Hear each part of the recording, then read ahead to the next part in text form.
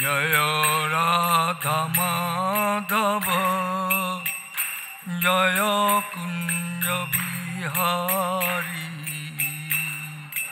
রাধা মাধব জয় কুঞ্জ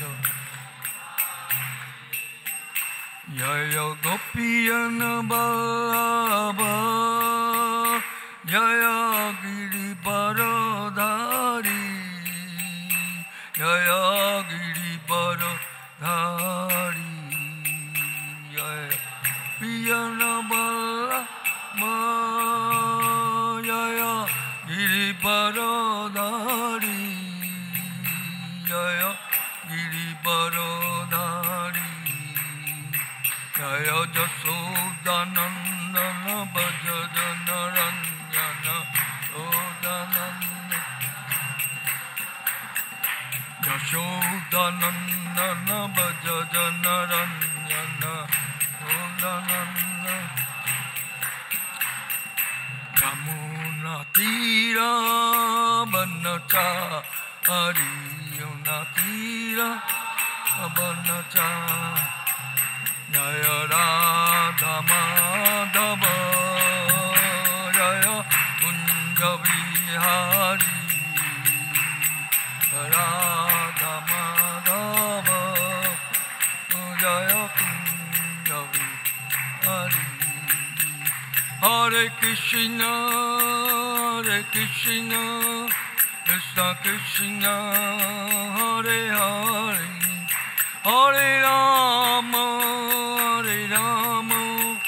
রাম রাম হরে হরে হরে কৃষ্ণ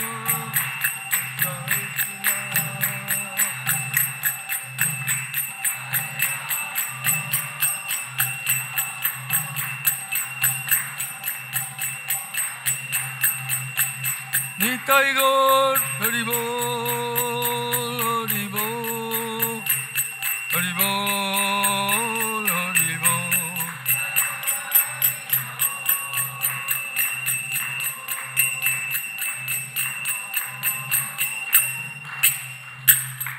জয় নিত্যলীলা পবিষ্ট পরমহংস পরিব্রাজকাচার্য শতর শত শ্রী শ্রীমৎ শিল অভয় চরণারবিন্দ ভক্তি বেদান্ত স্বামী শিল প্রভুপাত কি জয় জগদ্গুরু শিল প্রভুপাত কি জয় জয় নিত্যলীলা পবিষ্ট পরমহংস পরিব্রাজকাচার্য শতর শত শিল ভক্তি সিদ্ধান্ত সরস্বতী গোস্বামী ঠাকুর শিল প্রভুপাত কি জয় আনন্দকটি বৈষ্ণববৃন্দ কি জয় রামাচার্য শিল হরিদাস ঠাকুর কি জয় প্রেম সে গৌ শ্রীকৃষ্ণ চৈতন্য প্রভু নিত্যানন্দ শ্রী অদ্বৈত গদাধর শিবাসাদি गौर भक्तबिंद की जय श्री श्री जगन्नाथ देव बलदेव सुभद्रा माई की जय जगन्नाथपुरी धाम की जय श्री वृंदावन धाम की जय श्री नवद्वीप मायापुर धाम की जय सर्व विघ्न विनाशन भगवान नृसिंहदेव की जय राधा माधव राधा श्याम सुंदर राधा गिरिधारी राधा गोपीनाथ राधा मदन मोहन जी की जय गौर निताई की जय तुलसी माई की जय गंगा माई की जय जमुना माई की जय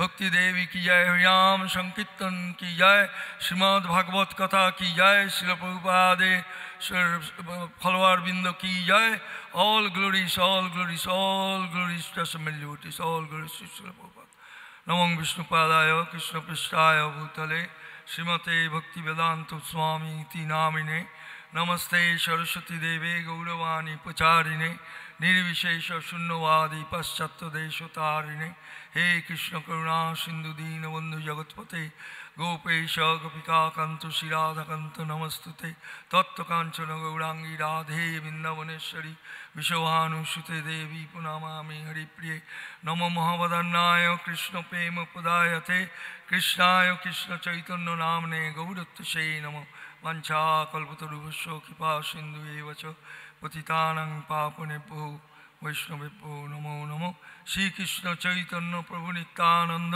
श्री अद्वैत गदाधर शिवासादि गौर भक्तबिंद हरे कृष्ण कृष्ण कृष्ण हरे हरे हरे राम राम राम हरे हरे। तो अनेक दिन बादे बहु बचर बादे कारण ব্যাসাসনে বসার আগে যিনি ব্যাসাসনে উপবিষ্ট হবেন তার তো সেরকম যোগ্যতা থাকা দরকার। তো আমার কোনো যোগ্যতা নেই, তবুও প্রভুপাদের কৃপায়, আপনাদের আশীর্বাদে, বৈষ্ণবদের আশীর্বাদে আজ দীর্ঘ 55 বছর এই সংস্থার সঙ্গে জড়িত আছি। তবে আমার খুব আনন্দ লাগছে দিনে দিনে এই সংস্থা যে বর্ধিত হচ্ছে। আমার গুরু মহারাজ 108টা মন্দির প্রতিষ্ঠা করে গেছিলেন, আর আজকে প্রায় সারা পৃথিবীতে হাজারখানেক আমাদের ভগবানের মন্দির রয়েছে, জগন্নাথ দেবের মন্দির। তার মানে বোঝা যাচ্ছে যে নেক্সট জেনারেশন যারা এসছে তারা প্রভুপাদকে এবং প্রভুপাদকে অত্যন্ত ভালোবাসেন, এবং তাদের যে গুরুদেব যাদেরকে আমরা হারিয়েছি, বিশেষ করে দুজন মহাপুরুষকে আমরা এই 1 বছরের মধ্যে, কিছুদিনের মধ্যেই হারালাম। এক হলেন শ্রীমৎ ভক্তিচারু স্বামী মহারাজ, যিনি আমার বিশেষ বন্ধু ছিলেন, বিশেষ সুহৃদ ছিলেন। আর একজন হলেন শ্রীমৎ গোপাল কৃষ্ণ মহারাজ এবং শ্রীমৎ তমাল কৃষ্ণ মহারাজ, যারা এই মন্দিরে থাকতেন, এখানে সব সময় হরিকথা বলতেন। তাদের মনে হয় উপস্থিতি আমি কখনোই ভুলব না, কেন তাদের যে অবদান ইস্কনে রয়েছে সেটা অবর্ণনীয়। আর বিশেষ করে আমাদের গুরু ভাই শ্রীমৎ ভক্তিচারু স্বামী মহারাজ যে কাজ করে গেছেন বাংলা ভাষায়, তিনি আমাদের মাতৃদুগ্ধ। যেমন মায়ের দুধ খেয়ে আমরা বড় হই, মাতৃদুগ্ধের কাছে তো কিছু নেই। তো সেই রকম এই শ্রীমদ্ ভাগবতম, যেখান থেকে আমি হয়তো সামান্য কিছু বলার চেষ্টা করব, সেইগুলো অনুদিত করেছেন কত সুন্দর সুললিত ভাষায়। ঠিক আমার গুরু মহারাজ যেভাবে শ্রীমদ্ ভাগবতম অনুবাদ করেছিলেন, আমার বেশ মনে আছে। আমি ইস্কন হওয়ার আগে আমি বৃন্দাবনে যাই, এবং বৃন্দাবনে গেছিলাম পূজ্যপাত মাধব গোস্বামী মহারাজের সঙ্গে। তখন আমার বয়স 14-15 বছর ছিল, এবং শিল প্রভুপাদের এক ভগ্নী ছিল ভবতারিণী দেবী, ওনাকে আমরা পিসিমা বলে ডাকতাম। উনিও আমাদের সঙ্গে গেলেন, এবং তখন প্রভুপাদ ইমলিতলায় থাকতেন প্রথম দিকে। তো ইমলিতলায় তাকে দর্শন করলাম। উনি এতটাই যে সংসারের প্রতি বিতরাগ, এবং সত্যি সত্যি যেটা আমি ভাষায় বর্ণনা করতে পারবো না, যিনি একজন পুরোদমে গৃহস্থ ছিলেন, 3টি সন্তান, 2টো কন্যা, স্ত্রী, সব কিছু ছিল, সব কিছু গুরুপদে বিসর্জন দিয়ে। আর তিনি যে শ্রীমদ্ ভাগবতম রচনা করলেন বৃন্দাবনে বসে রাধা দামোদর মন্দিরে, সেটা একটা ঐতিহাসিক ব্যাপার। কারণ যেখানে তিনি ভাগবত রচনা করেছিলেন সেটা সনাতন রূপ গোস্বামীর একটা স্মৃতি বিজড়িত জায়গা, এবং অনেকেরই মহাপ্রভুর গণেদের সেখানে সমাধি রয়েছে। সেই জায়গাটা তিনি বেছে নিয়েছিলেন, পরম পবিত্র জায়গায়। মাত্র 5 টাকা ঘর ভাড়া দিয়ে রাধা দামোদর মন্দিরে থাকতেন, অত্যন্ত পরিশ্রম করতেন। সারা দিন সকালবেলা উঠে মাধুকরী করতে বেরিয়ে যেতেন, এসে কুকারে অন্ন, ওই একটা ইকমি কুকার ছিল ওনার, তার মধ্যে অন্ন, ডাল, সবজি চাপিয়ে দিতেন। আর সারা দিন গ্রন্থ রচনা হবে কীভাবে। তা এই যে ওনার একটা করেঙ্গে কি মারেঙ্গে, অর্থাৎ করব অথবা মরব, এই যে ওনার দুর্জয় পণ, যে আমাকে গুরু মহারাজ বলেছিলেন ইংরাজি ভাষায় শ্রীমদ্ ভাগবত রচনা করতে, আমি সেটা করবই করব, এই ওনার পণ। উনি কোনো দিকে তাকাননি, সারা দিন বই রচনা করতেন। আর সময় সময় ওই গোস্বামীদের সমাধির কাছে গিয়ে রাত্রিবেলায় তিনি কন্দন করতেন। এবং ওইখানের যাদের বাড়িতে তিনি ভাড়া নিয়েছিলেন গোস্বামীদের, তাদেরই কোনো একজন প্রবীণ বৈষ্ণব তিনি দেখছেন কে বৈষ্ণবটা রাত্রিবেলা কান্না করে সমাধির কাছে গিয়ে, দেখছেন যে স্বামীজি।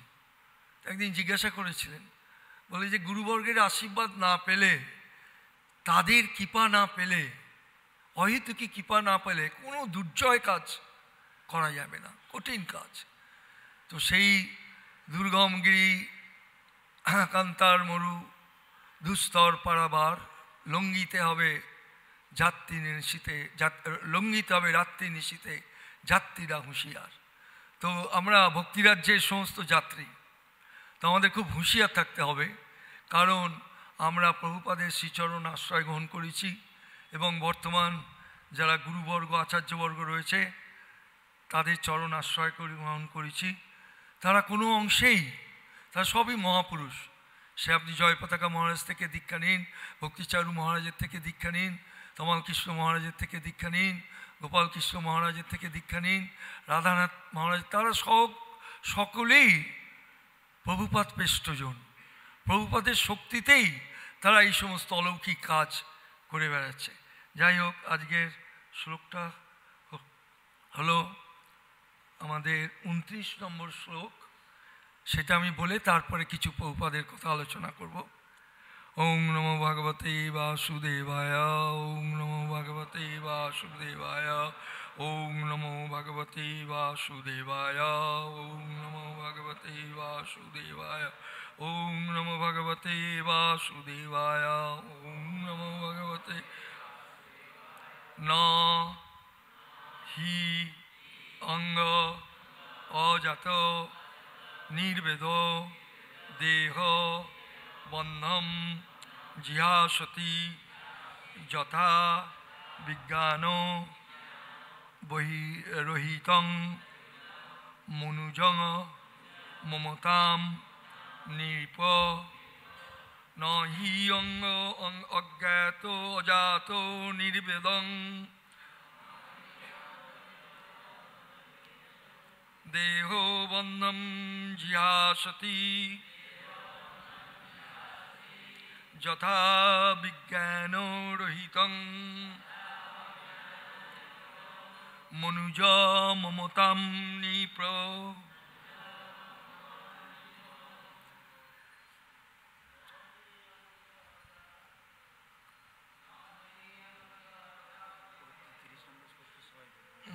ঠিক আছে, এবার আমরা 30 নম্বর শ্লোক পড়ছি। আচ্ছা, আপনারা 30 নম্বর শ্লোকটাই পড়বেন আজকের। এটা গতকালকের শ্লোক ছিল।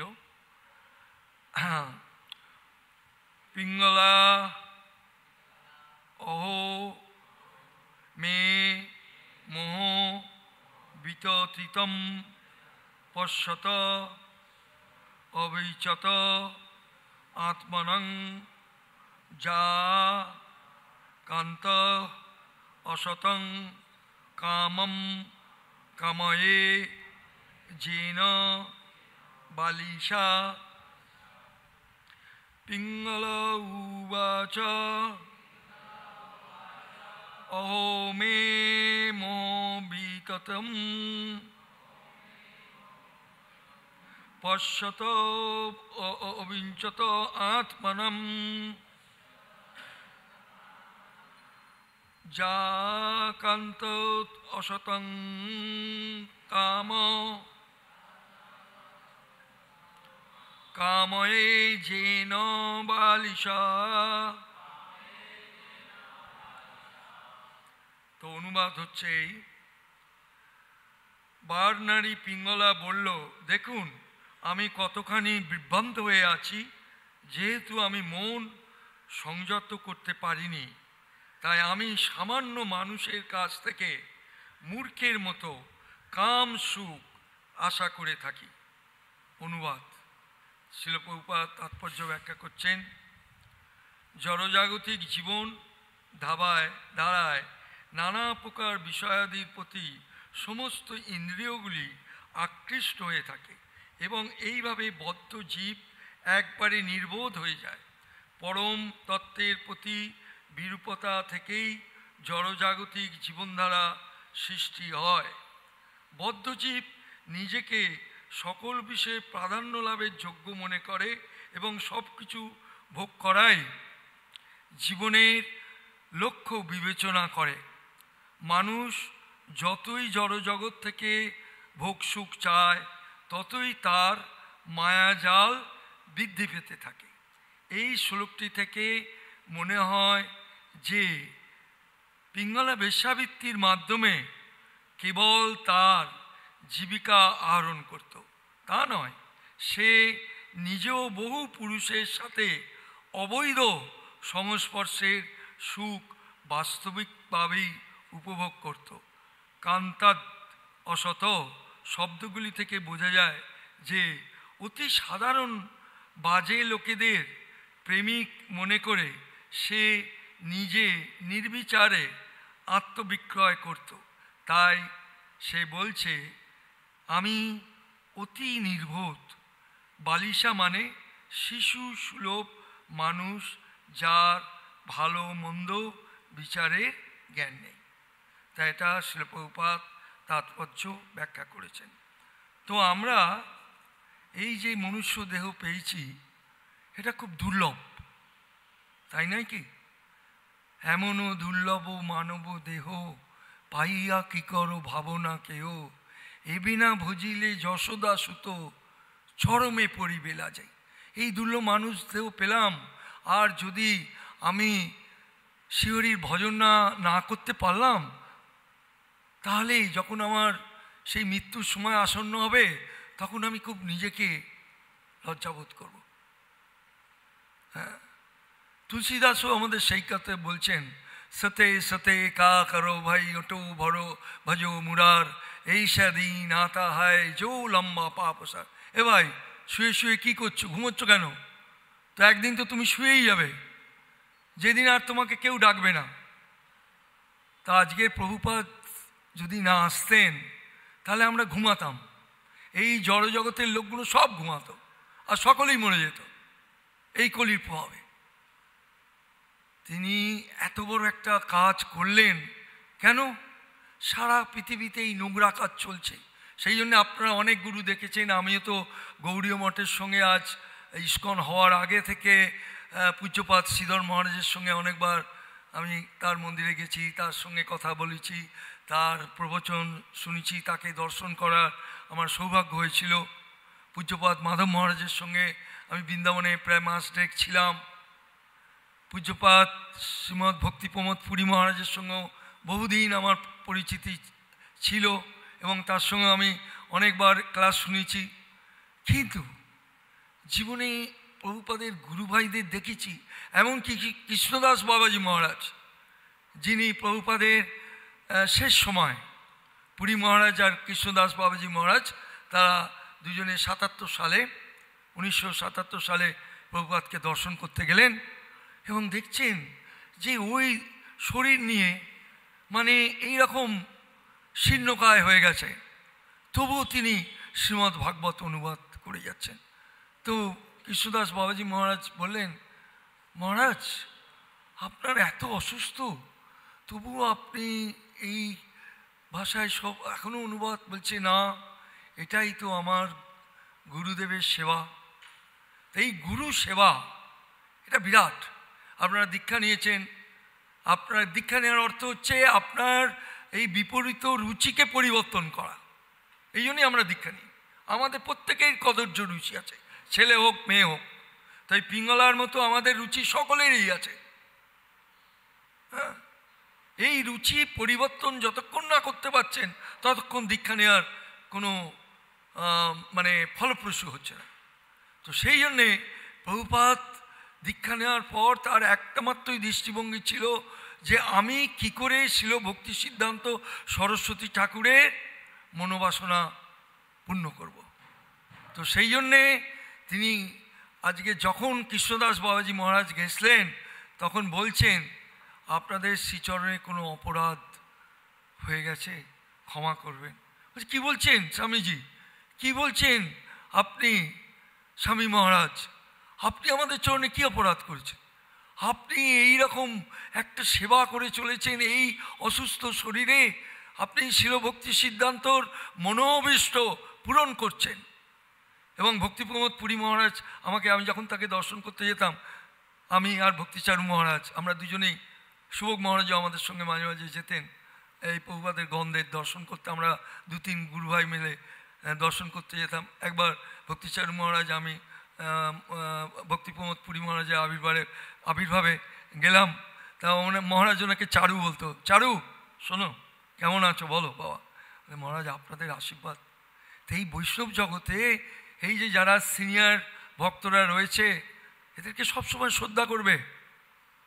শ্রদ্ধা না করলে ভক্তিরাজ্যে ঢোকা যায় না। আদৌ শ্রদ্ধা তত সাধুসঙ্গ।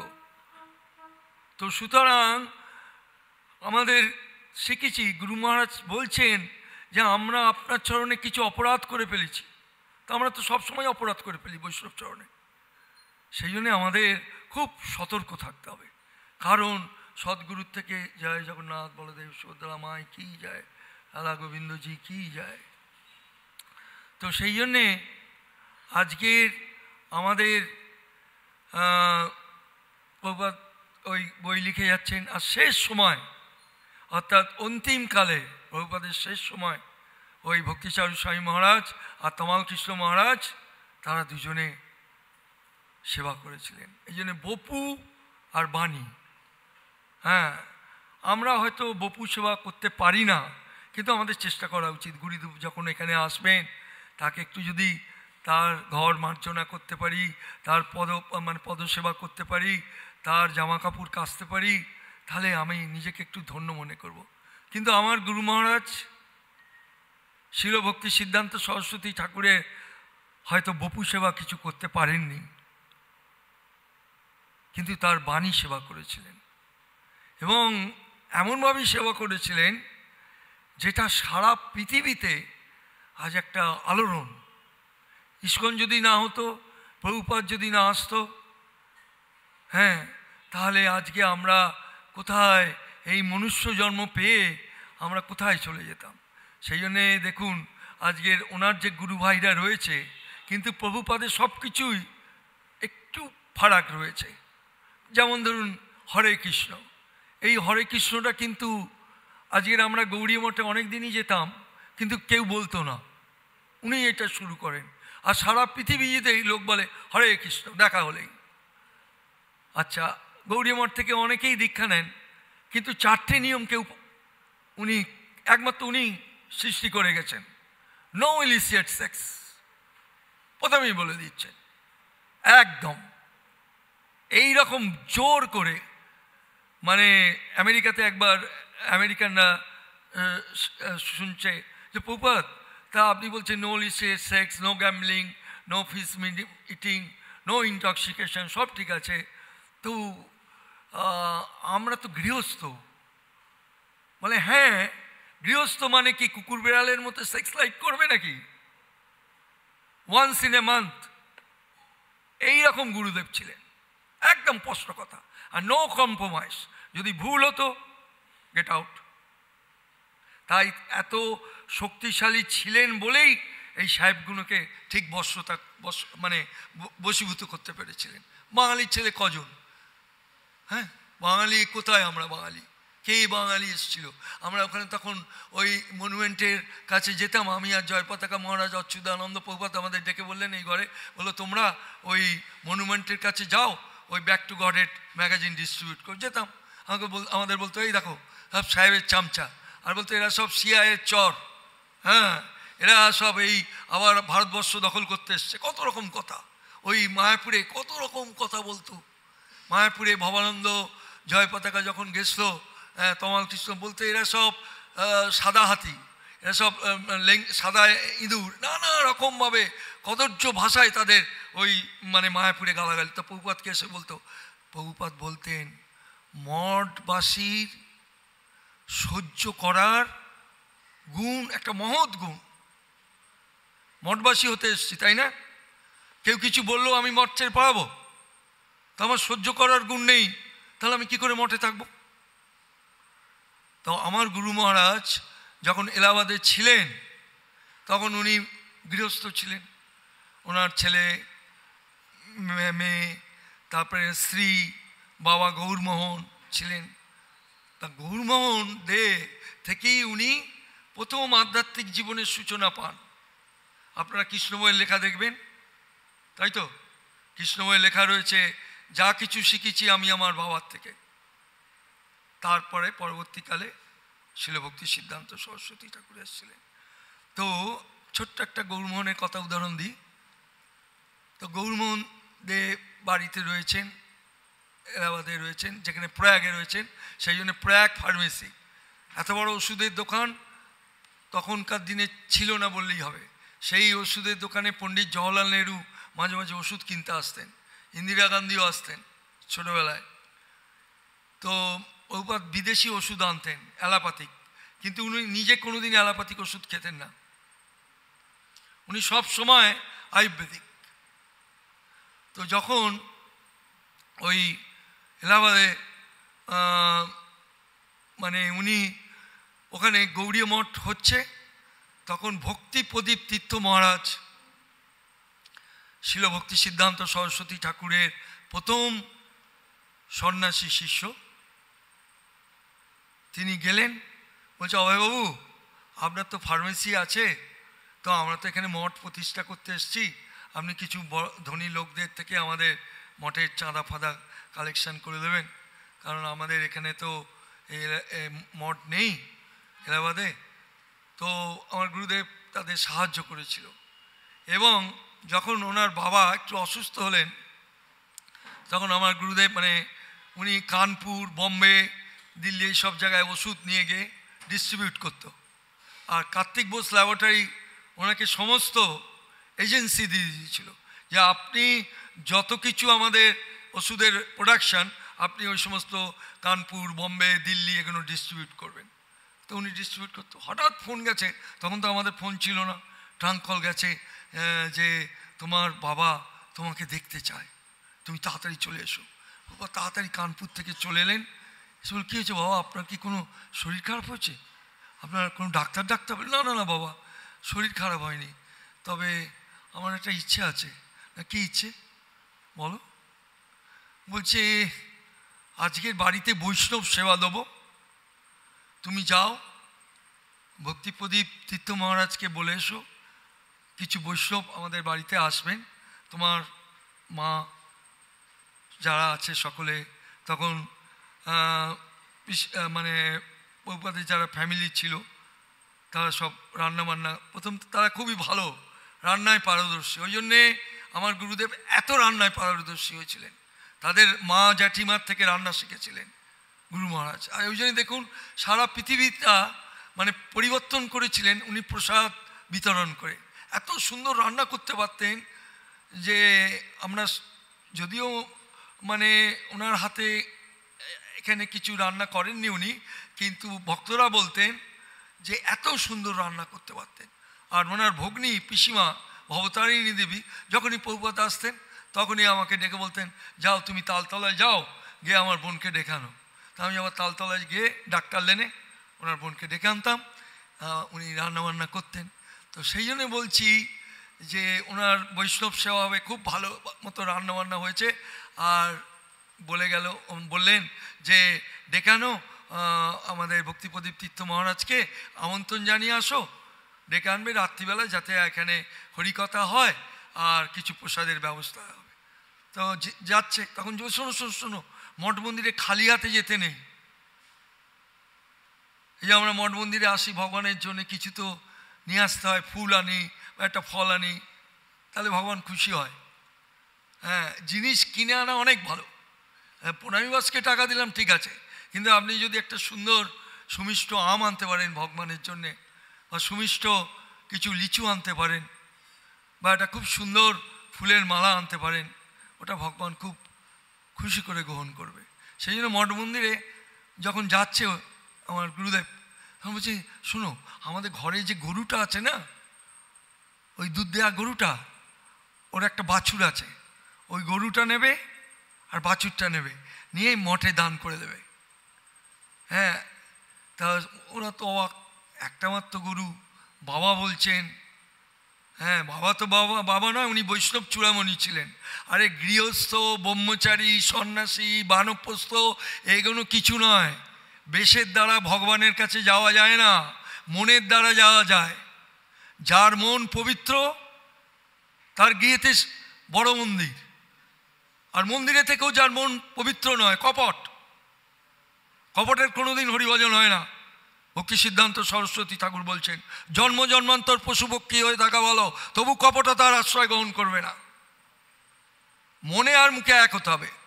সেই জন্যে গুরুদেব গেছেন, গিয়ে বললো, বাবা এই গরুটা পাঠিয়েছেন, বাছুরটা পাঠিয়েছেন, আপনারা কৃপা করে আমাদের বাড়িতে আজকের বৈষ্ণব সেবা গ্রহণ করতে আসবেন, এবং সেটা সন্ধ্যে 6টার সময় শুরু হবে। এসছেন 5-6 জন ভক্ত নিয়ে।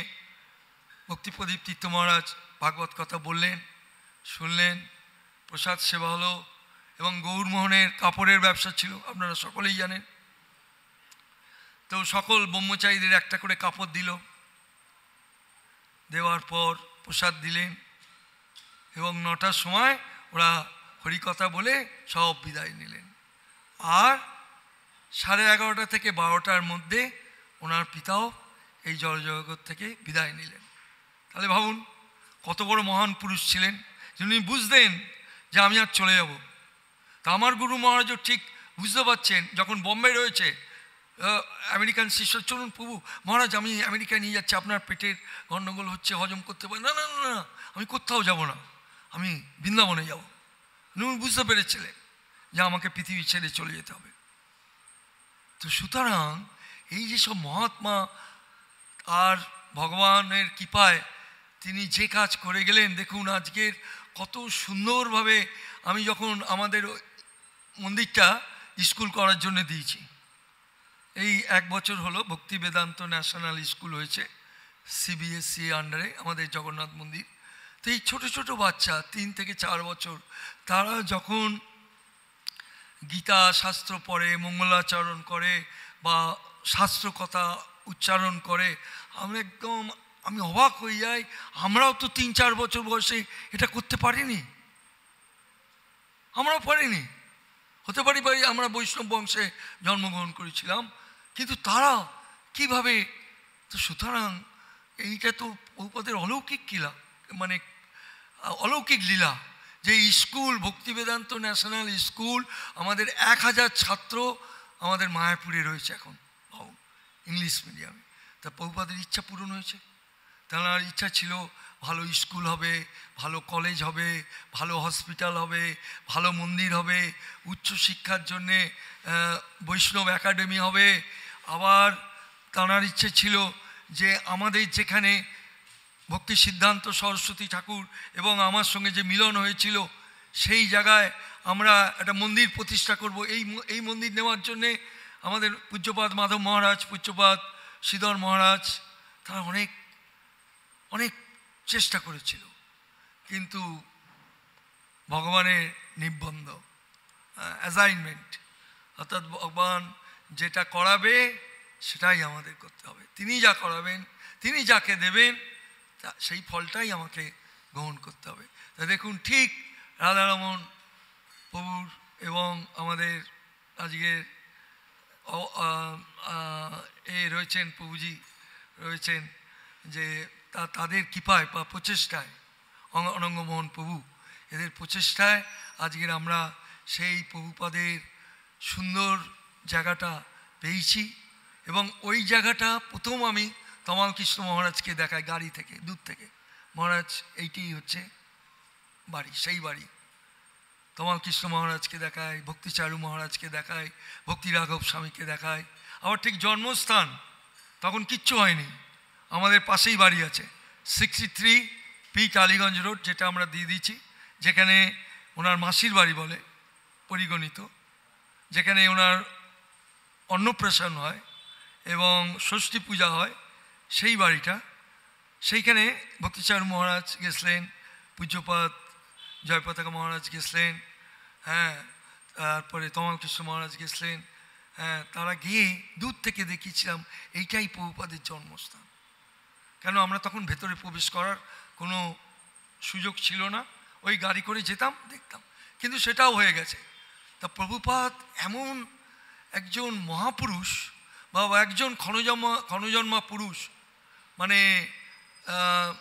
মানে শাক্তবেশ অবতার, তিনি যেটা চাইবেন সেটাই কৃষ্ণ করে দেবেন, অবধারিত।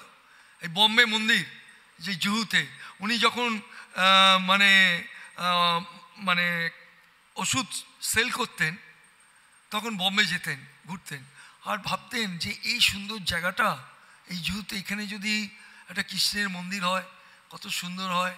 হ্যাঁ, উনি মনে মনে চিন্তা করতেন। তখন উনি কিন্তু মানে আমেরিকায় যাননি, প্রচারে যাননি।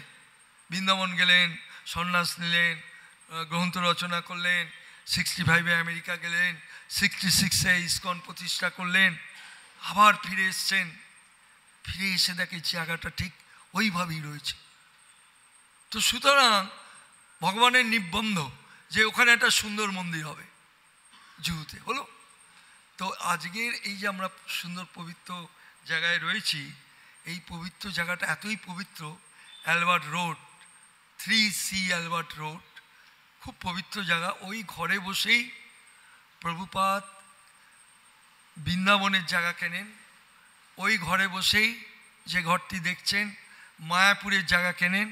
এবং মায়াপুরের জায়গা কেনার একটা খুব আশ্চর্য ঘটনা আছে। তিনি অনেক দিনই শ্রীধর মহারাজকে বলছেন, ঠিক যোগাযোগ হচ্ছে কেটে যাচ্ছে, যোগাযোগ হচ্ছে কেটে যাচ্ছে, কেন প্রতিপক্ষ কিছু লোক তো আছেই, সবই তো, আর প্রতিপক্ষ না থাকলে আপনি ভালো ভালো বড় লোক ভালো ভালো প্রচারক হতে পারবেন না। প্রভুপাদকে যারা একটা খোল লিখে দিতে চেয়েছিল তারা খোলও পাঠায়নি, তা তিনি কি পড়ে গেছেন? বা তারা এখন ইসকনের লোক না এলে অন্য মন্দিরে মাথায় হাত, আজকে ইসকনের লোক আসেনি তাহলে আমাদের মন্দিরে প্রণামী বাসকে প্রণামী পড়বে না, বা আমাদের কোনো কিছু সেল আউট হবে না। সুতরাং চিন্তা করতে হবে যে তিনি কোন জগতের লোক ছিলেন। হ্যাঁ, তাই প্রভুপাদ যে কাজ করে গেছেন দুর্লভ। এবং এই ঘরে বসেই তিনি তমালকে আর বালিমর্দন বলে একটা ছেলে ছিল, তাদেরকে বললো তোমরা 15,000 টাকা নাও, নিয়ে যাও মায়াপুরে ট্রেনে। ভাবুন ওই সময় কী ট্রেনে ভিড়, ওই আমেরিকান ছেলেগুলো ট্রেনে গেলেও গিয়ে আমাদের শ্রীধর মহারাজের মঠে তারা উঠলো, বা ওখানে কিভাবে কোর্টের কাজ হবে। আমার মনে হয় মিস্টার সরকার বলে কোনো একজন প্রভুপাদ পাঠিয়েছিলেন, কোনো বাঙালি একজন লয়ার নয়, মানে এই জমির কাগজ টাগজ লেখে, যাই হোক সেটা আমার ঠিক স্মরণ করতে পারছি না। তো গেল, গিয়ে প্রভুপাদ বলেছিলেন যত তাড়াতাড়ি পারো চলে আসবে, জায়গা খুব ভালো নয়, কারণ তখন নকশালের হামলা চলছে। নকশাল মায়াপুরে নবদ্বীপে একদম ভর্তি। যখন প্রভুপাদ 70 সালে এলেন এখানে, তখন নকশালের হামলা 70 থেকে প্রায় এটা 77 সাল পর্যন্ত চলেছিল। তো তখন গেল, গিয়ে ওরা প্রভুপাদ খুব চিন্তিত, আর ওখানে উনি পাইচারি খাচ্ছেন, মালা জপ করছেন, কী উদ্বিগ্ন যে কী জানি, ওরা ফোনও করছে না, কি হলো, রেজিস্ট্রি হলো কি না। 2-3 দিন কেটে গেল। 3 দিন বাদেই যখন তমাল কৃষ্ণ মহারাজ এলেন, তখন বললো মহারাজ হয়ে গেছে, জায়গা হয়ে গেছে, আমরা জমি পেয়ে গেছি। প্রভুপাদ তখন কত উচ্ছ্বসিত, যেই আমরা প্রথম মায়াপুরে জমি কিনলাম, 15 বিঘে জমি, 15,000 টাকা। আর এখন 1 কোটি 1 কাঠা জমির দাম বোধহয় 15 লাখ টাকা আমার মনে হয়, যদিও আমার জমি জায়গা কিছু নেই ওখানে।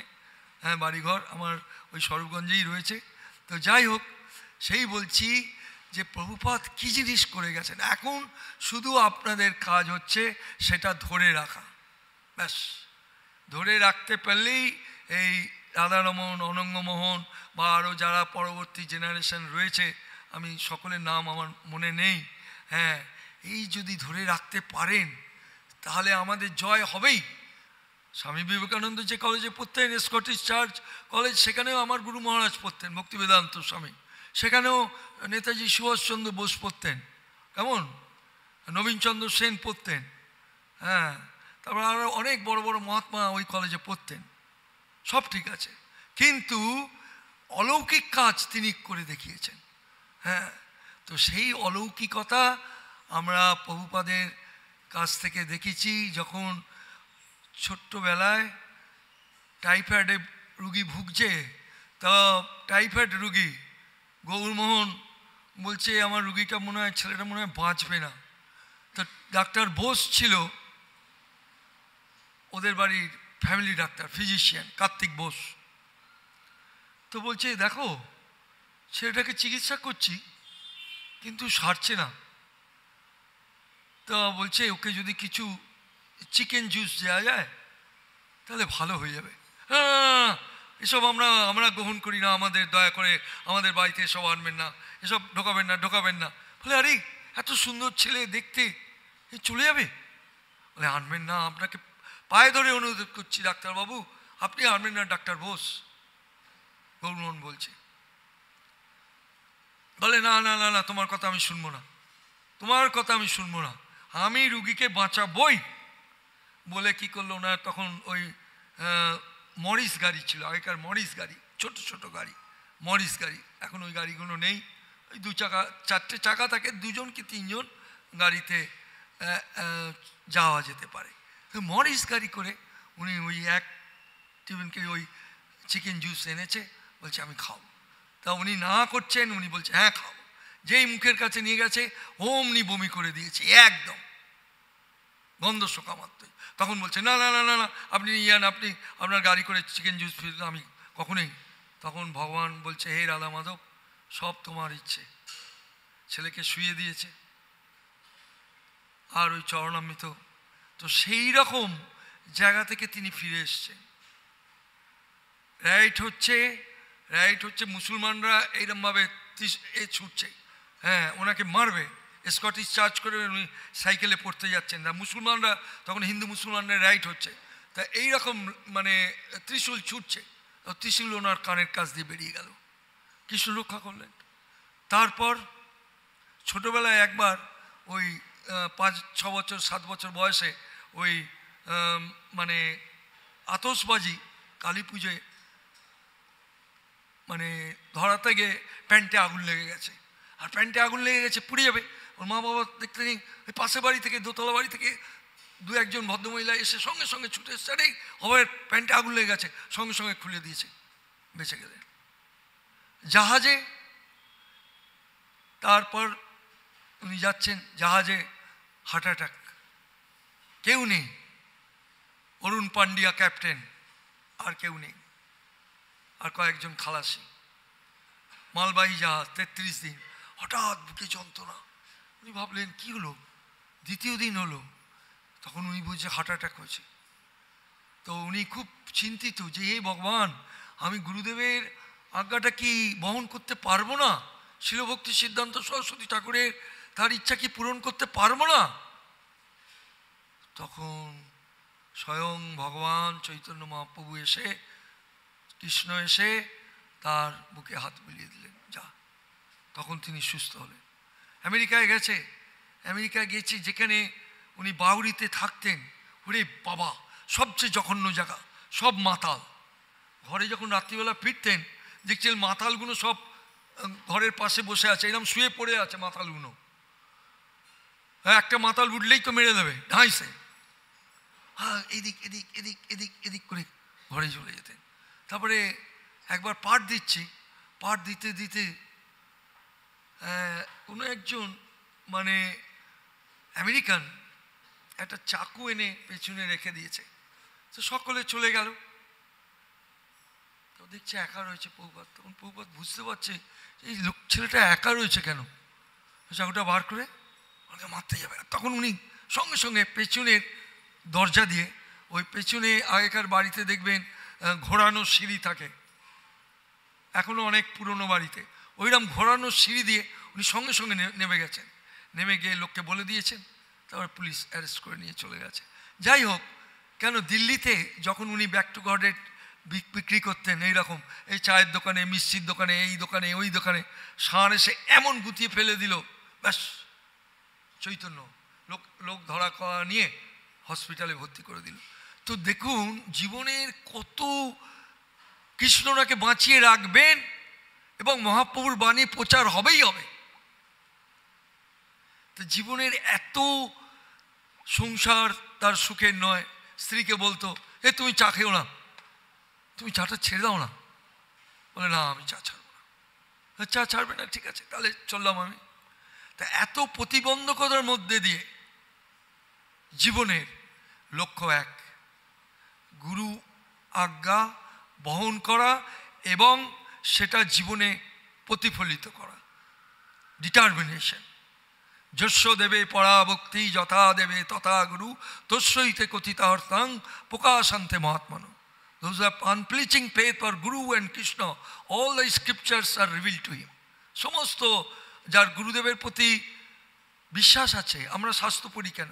এই যে আজকে পিঙ্গলার কথা বলছি, ছোট্ট পাপড়টা কি, যে আমাদের ইন্দ্রিয়গুলোকে কন্ট্রোল করতে হবে। আর তার মধ্যে জীব, তার মধ্যে জীববতী লোভময় সুদূরমতি, তাকে জেতা কঠিন ও সংসারে। ভক্তিবিনোদ ঠাকুর বলছে সবচেয়ে কঠিন, তাই নয় কি? এই জীবের দ্বারাই আপনি মানুষকে উৎপীড়ন করেন, এই জীবের দ্বারাই মানুষকে কটু কথা বলেন, এই জীবের দ্বারাই আপনি মিথ্যা সাক্ষী দেন কোর্টে, এই জীবের দ্বারা আপনি আবার ভালো কিছু করলে আপনি কাউকে ভালো সৎ উপদেশ দিতে পারেন। তো জিহ্বাকে কন্ট্রোল করতে হবে। তো আমাদের জেনিটালস অ্যান্ড জীব, তো আমরা ভগবান কৃষ্ণ অর্জুনের মতো লোক, তিনি বলছেন প্রভু আমি ইন্দ্রিয়কে কন্ট্রোল করতে পারছি না। তখন কি বললেন শ্রী ভগবান? উবাচ অসংসহ মহাবায় মনোদুর্নিগ্রহম চলম অভ্যাসেন তু কুন্তয় বৈরাগ্যেন চ গৃহতে। অভ্যাস আর বৈরাগ্য, এই ছেলেগুলো ফুটবল খেলবে এই সব সময়, এরা ভোরবেলায় 3টেই উঠে স্নান টান করে মঙ্গল আরতি, এই অভ্যাস। তাই অভ্যাসেন, এই অভ্যাসযোগ, অভ্যাসের থেকে বৈরাগ্য আসবে, যে আমি না কোনো ভক্তকে উৎপীড়ন করব না, আমার কথার দ্বারা, আমার জ্ঞানের দ্বারা, আমার কার্যের দ্বারা, আমার ব্যবহারের দ্বারা করব না। আমার গুরু মহারাজ করেনি, আমার পরম গুরুদেব কাক্ষই করেনি। তোমার হৃদয়ে সদা গোবিন্দ বিশ্রাম, গোবিন্দ কহেন মম বৈষ্ণব পরাণ। তো বৈষ্ণবের হৃদয়টা তো গোবিন্দ বাস করেন, ওখানে আছেন ঠিক, কিন্তু আসল জায়গা এটা। এই জায়গাটা খুব পরিষ্কার রাখতে হয়। আর এই জায়গাটা পরিষ্কার রাখতে গেলে ওই ভগবানের কাছে প্রার্থনা করতে হয়, হে প্রভু তুমি আমার কাম ক্রোধ এগুলো, বলছে কাম এসো ক্রোধ এসো রজগুণ সমদ্ভব মহাসান মহাপাপ। জীবনে যদি কোনো মহাপাপ থাকে সেটা হচ্ছে কাম আর ক্রোধ। চিন্তা করে দেখুন, ক্রোধের জন্যে আপনি অ্যারেস্ট হয়ে গেলেন, জেলে চলে গেলেন, কাউকে মেরে ফেললেন।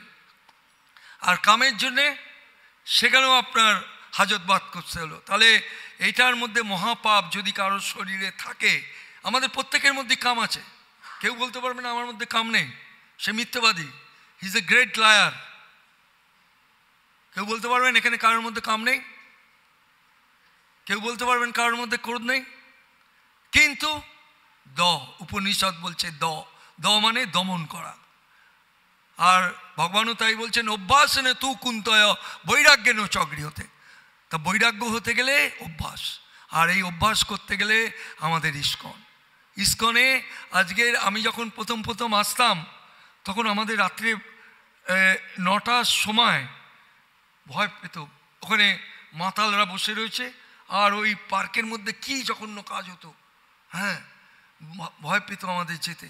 তো প্রভুপাদ মাঝে মাঝে আমাদের বলতেন যে বাড়িটা আমরা 1000 টাকায় ভাড়া করেছি ঠিক, আর এই বাড়িটা ভাড়া করেছে আমাদের জয় পতাকা মহারাজ আর অচ্যুতানন্দ বলে একটা ছেলে, তারা এই বাড়ি খোঁজ করতে করতে করতে এই জায়গায় পেল। এইটা রায়দের বাড়ি ছিল, সিং রায়, তারা খুব জমিদার ছিল। এবং এই ফ্লোরে তারা দুর্গাপুজোর সময় এই মানে বিজয়া দশমী নাচ গান হতো, তা তখন এইটা বন্ধ ছিল। তো আমরা যখন ওইখানে দরজাগুলো ছিল, তো আমরা আসতাম, 1000 টাকা 1100 টাকায় প্রভুপাদ বাড়িটা ভাড়া পেলেন। এবং আমরা পেলাম, আমাদের প্রথম বাড়ি ছিল Hindustan park road, 57/1 Hindustan park road. সেখানে আমরা 4 মাস ছিলাম। 4 মাস থাকার পর আমরা এই বাড়ি আসি 71-এ। আর এই বাড়িতে থাকতে প্রভুপাদ একটা প্যান্ডেল প্রোগ্রাম করেন ওই আপনার মনুমেন্টের কাছে। সেটা 14ই এপ্রিল থেকে 21শে এপ্রিল 1971 সাল। বিশাল প্যান্ডেল প্রোগ্রাম, মানে প্রত্যেক দিন প্রায় 15 থেকে 20,000 লোক সেখানে আসতো। আর সেই প্যান্ডেল প্রোগ্রামে প্রভুপাদ সকালবেলায় ক্লাস দিতেন ইংরাজিতে আর রাত্রিবেলায় হিন্দিতে, কারণ ওখানে মারোয়ারি লোক বেশিরভাগই যেতেন। আর ওই প্যান্ডেল প্রোগ্রামে মানে প্রত্যেক দিন 7 দিন যে হয় লুচি হালুয়া, প্রভাত বলতেন প্রসাদ সকলকে, আর সব আমেরিকান লোক, হ্যাঁ ওখানে মানে আমাদের সব প্রসাদ বিতরণ করতেন। তো যাই হোক, প্রভুপাদের একটা মাত্রই উদ্দেশ্য ছিল সারা পৃথিবী জুড়ে কৃষ্ণপ্রসাদ বিতরণ করব, সেটা হয়েছে। প্রভুপাদের একটা মাত্র উদ্দেশ্য ছিল সমস্ত ঘরে ঘরে শুনো শুনো নিত্যানন্দ শুনো হরিদাস, আমার আজ্ঞায় গিয়া করহ প্রচার, প্রতি ঘরে ঘরে গিয়া করই ভিক্ষা, বলো কৃষ্ণ ভজ কৃষ্ণ কর কৃষ্ণ শিক্ষা। প্রত্যেক বাড়িতে বাড়িতে যাবে। তো সেটাই এখন এই নামট্য বা ওই ভক্তিবৃক্ষ এরা প্রত্যেক বাড়িতে বাড়িতে গিয়ে আপনাদের বলে যে আপনারা ইস্কনের সঙ্গে যুক্ত হন। কেন যুক্ত হতে বলে? পয়সার জন্য না, আপনার রুচিকে পরিবর্তন করার জন্যে। আপনার ভগবান পয়সা দিয়েছে, অর্থ দিয়েছে, গাড়ি দিয়েছে, বাড়ি দিয়েছে, ছেলে দিয়েছে, পুলে দিয়েছে, সব দিয়েছে, কিন্তু আমরা যাই রুচির পরিবর্তন করতে। আপনার যেই রুচি আছে আমাদের সঙ্গে মিশতে মিশতে মিশতে আপনি নিরামিষ হলেন, আপনি ভাবলেন যে এবার দীক্ষা নেওয়া যাবে, দীক্ষা নিলেন, এইভাবে তো পরিবর্তন। তো এই পরিবর্তনটা হবে কি? অভ্যাসেন তু কুন্তয় বৈরাগ্যেন চগিয়তে, অভ্যাসের মাধ্যমেই বৈরাগ্যের জন্ম। আর শ্রদ্ধা, শ্রদ্ধা শব্দে বিশ্বাস করি সুদৃঢ় নিশ্চয় কৃষ্ণ ভক্তি করিলে সর্বকর্মকৃত হয়। যদি আপনার শ্রদ্ধা না থাকলে, আর যারা অশ্রদ্ধমান পুরুষ, গীতাতে বলছে 7ম অধ্যায়, অশ্রদ্ধানাং পুরুষা ধর্মশস্যা পরন্তপ অপাপ্যমাং নিবর্তন্তে মৃত্যু সংসার বর্তনী। Those who are not faithful on the path of devotional service, they cannot attain me. Krishna clearly says to Arjuna, you must have faith. If you have no faith, then you cannot attain me. তা বিশ্বাসটা কি করে আসবে? সাধু সঙ্গে। এই যে প্রভুপাদ এর বই, এই দুর্লভ বই, এটাই হচ্ছে সবচেয়ে বেশ সাধু। সাধুর এখন খুব অভাব, সত্যিকারের সাধুর খুব অভাব।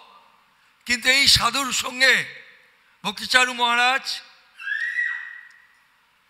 কিসের আওয়াজ? ভক্তিচারু মহারাজ এই বই পড়ে জার্মানিতে তিনি ভক্ত হয়েছিলেন, বুঝলেন? সুভোগ মহারাজ লন্ডনে যখন ছিলেন এই বই পড়ে ভক্ত হয়েছিলেন। শ্রীমৎ জয়পতাকা মহারাজ জন গর্ডন ওনার নাম ছিল।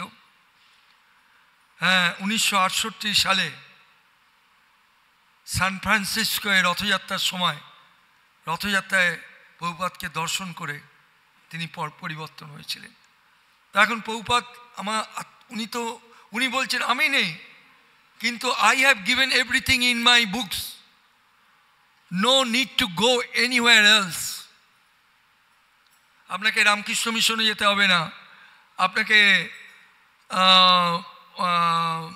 ভারত সেবাশ্রম সঙ্গে যেতে হবে না, বা অন্য কোনো সঙ্গে যেতে হবে না। উনি বলছে no need to go anywhere else, তোমাকে কোথাও যেতে হবে না, কোনো মঠ মন্দিরে যেতে হবে না, শুধু তুমি আমার বই পড়বে।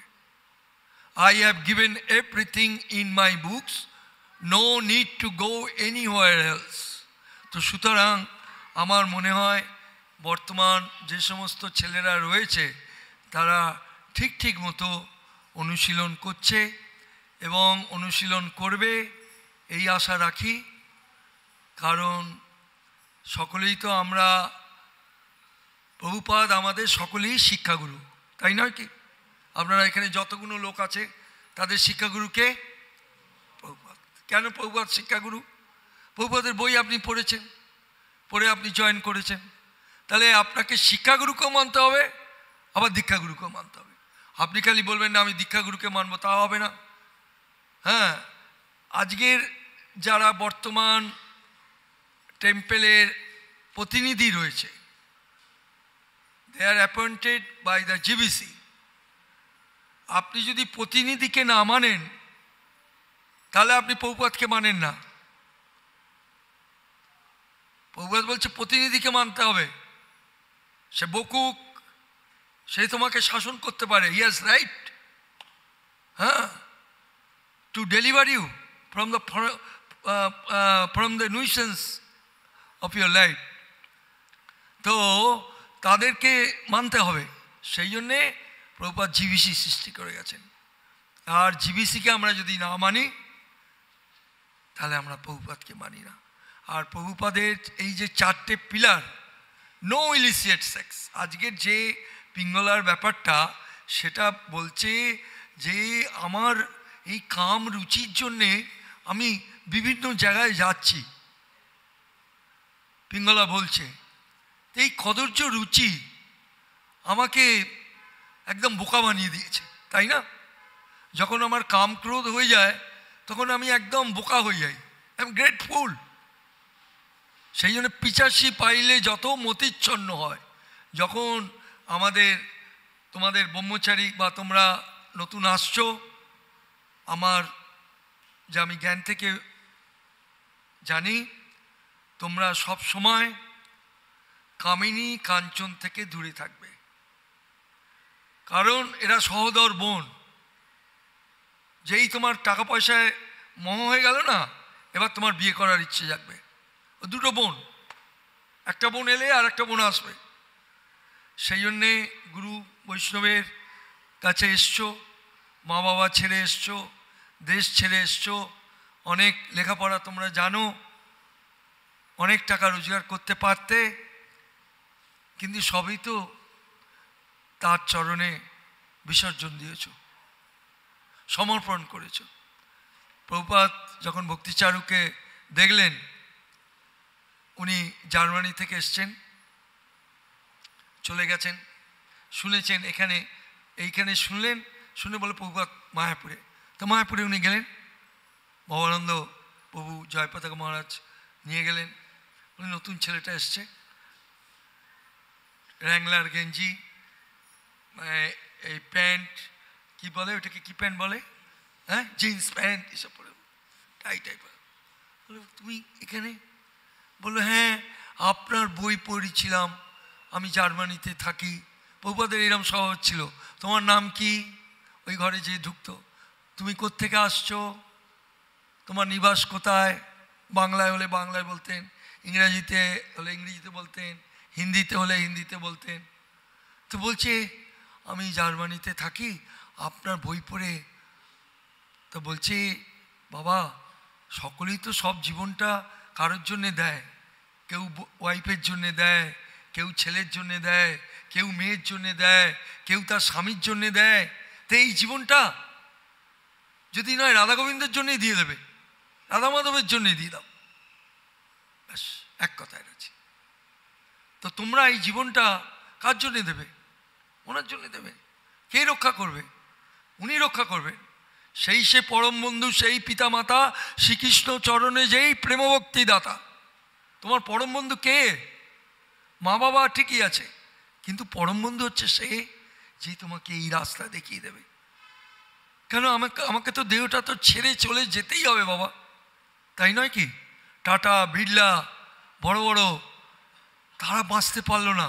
প্রেসিডেন্ট কেনেডি তারা পারলো, যাদের একটা বোদাম টিপলে ওষুধ এসে যাবে। তা তোমার কি প্রতিজ্ঞা থাকবে যে এই দেহটা ছেড়েই যেতে হবে? মহারাজ যুধিষ্ঠির তাই বলছেন যে যখন এই হরিবোল হরিবোল করে মরাগুলো যায়, তো মানুষের একটু স্মরণ হয় না যে আমাকেও তো এইরকম একদিন চলে যেতে হবে, আমাকেও তো এইরকম হরিবোল হরিবোল করে নিয়ে যাবে। তা আমি কি করলাম জীবনে? শুধু ছেলে পিলে করলাম, স্ত্রী করলাম, স্বামী করলাম, এটা তো আমার, হ্যাঁ করেছি, আমার দায়িত্ব করেছি, কিন্তু আর একটা তো দায়িত্ব আছে জীবনে। সেটা কি?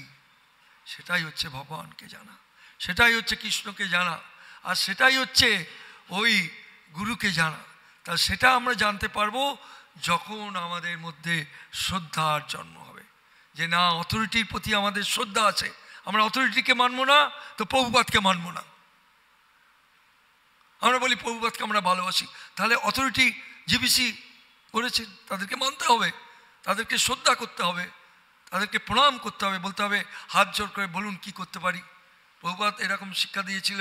একবার প্রভুপাদের এক গুরু ভাই এসেছিল, তখন ভবানন্দ মহারাজ বুঝতে পারেনি যে ওনার গুরু ভাই অনেকক্ষণ বসিয়ে আছে।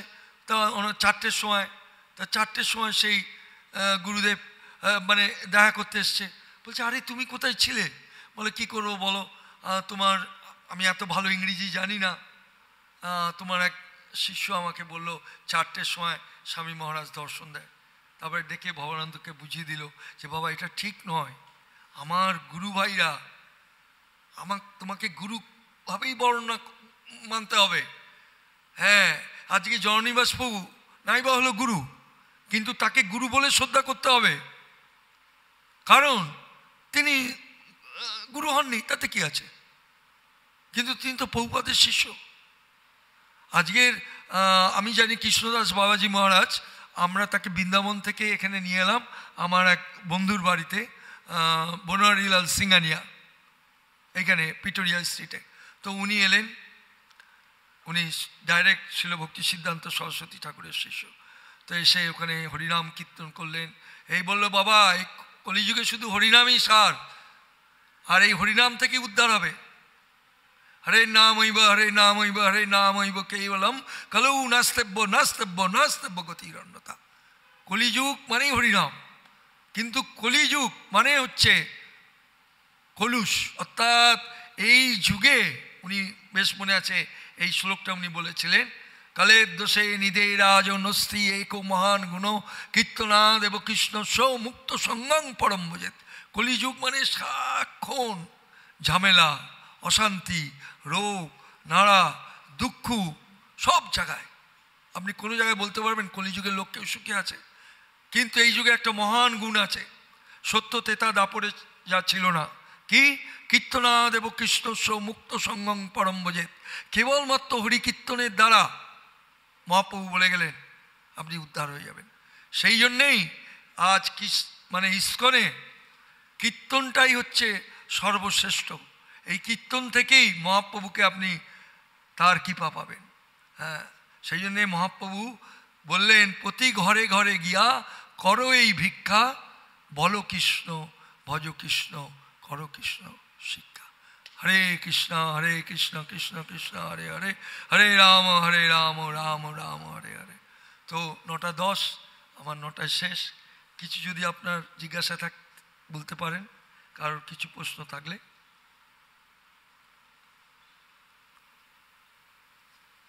তাহলে শেষ করি, একটু কীর্তন করে। কিছু হয়ে গেছে, 9টায় তো শেষ, একটুখানি 2 মিনিট কীর্তন করে নি। কেন এই জায়গাটা অত্যন্ত মনোরম জায়গা, এই জায়গায় প্রভুপাদ বসে ক্লাস দিতেন আর আমরা সব ওখানে কীর্তন করতাম। এইটুকু জায়গা, এটা আগে রাধারমণ প্রভু এটা বাড়িয়েছেন।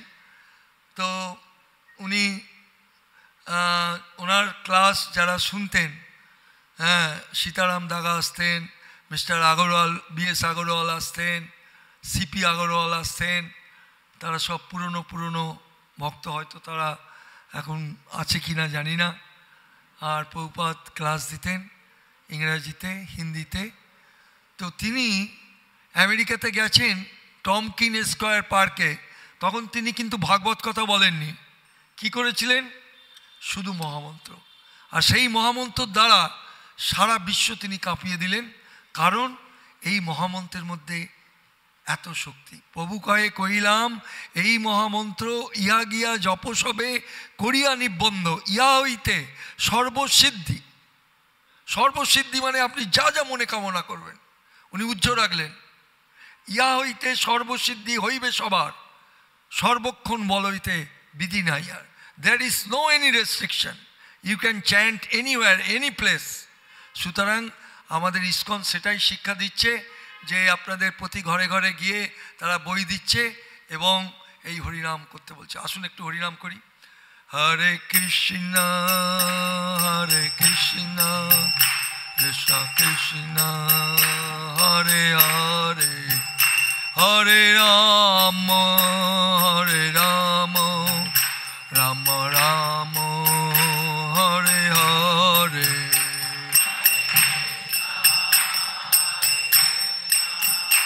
Krishna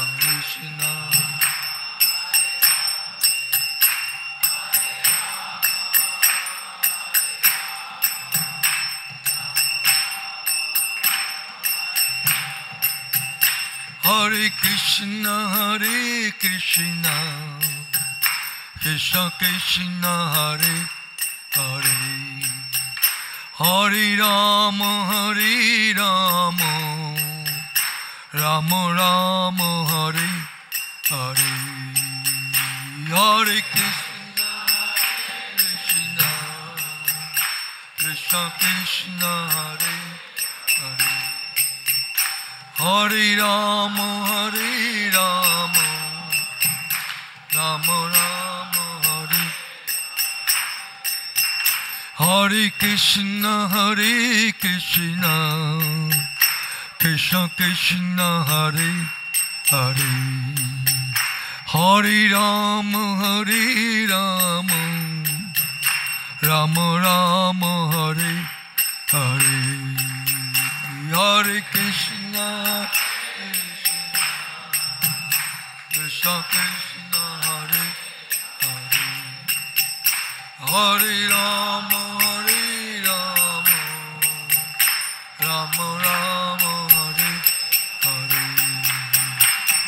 Hare Krishna Krishna Krishna Hare Hare Hare Rama Rama Rama Hare Hare Krishna Krishna Hare Hare Hare Rama Rama Rama Hare Hare Krishna Krishna Krishna Hare Hare Hare Rama Rama Rama Hare Hare Krishna Krishna Krishna Hare Hare Hare Rama Rama Rama Nitai Gaurango Nitai Gaurango Nitai Gaurango Nitai Gaurango Nitai Gaurango Nitai Gaurango Nitai Jai Satchinandana Jai Satchinandana Jai Satchinandana Gaura Hari Jai Satchinandana Gaura Hari Jai Satchinandana Gaura Hari Satchinandana Gaura Nitai Gaura Haribo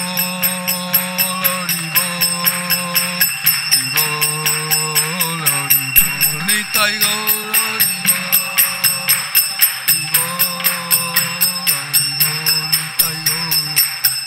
Jaya Jaya Prabhupada Prabhupada Prabhupada Jaya Jaya Prabhupada Jaya Prabhupada Prabhupada Prabhupada Jaya Jaya Jai Nitulila Pavishta Paramahansa Parivrajaka Acharya Sato Sri Sri Srimad Srila Abhay Charanaravinda Bhakti Vedanta Swami Srila Prabhupada Ki Jai Nitulila Pavishta Paramahansa Parivrajaka Acharya Sato Srila Bhakti Siddhanta Saraswati Goswami Thakur Srila Prabhupada Ki Jai Ananda Koti Vaishnava Binda Ki Jai Namacharya Srila Haridas Thakur Ki Jai Prem Se Gaur Shri Krishna Chaitanya Prabhu Nityananda Shri Advaita Gadadhar Shivasadi Gaur Bhakta Binda Ki Jai Jagannath Dev Baladev Subhadra Mai Ki Jai Jagannath Puri धाम की जय श्री वृंदावन धाम की जय श्री नवद्वीप मायापुर धाम की जय हर विघ्न विनाशन भगवान नृसिंहदेव की जय राधा माधव राधा श्याम सुंदर राधा गिरिधारी राधा कपिनाथ राधा मदन मोहन जीव की जय गौर निताई की जय तुलसी माई की जय गंगा माई की जय यमुना माई की जय भक्ति देवी की जय हरिनाम संकीर्तन की जय श्रीमद् भागवतम की जय all glories to Assembled devotees all glories to Srila Prabhupada